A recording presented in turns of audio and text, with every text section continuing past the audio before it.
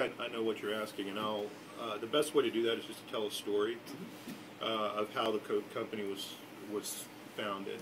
And as I mentioned earlier, I'm ex-military. I'm now honorably discharged from the Air Force, but I spent 15 years in the Air Force as a flight surgeon, including two short missions to Baghdad, and I joined right at the end of Desert Storm, and then got out and recently during Enduring Freedom.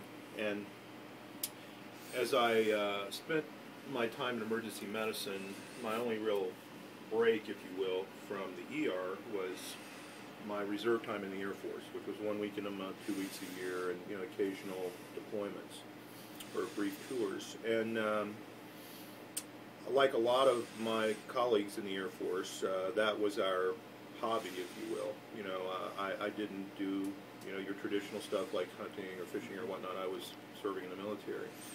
And my wife, we had 4 kids, and my youngest was autistic, is autistic, and at the time he was about 4 or 5 years old.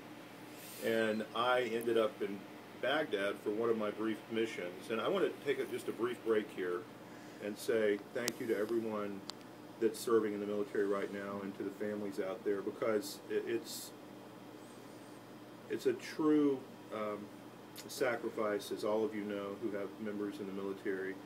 And it's really the best subset of our nation, I think, because it's an all-volunteer military. The people really want to be there, and it's a great group of kids and a great group of people.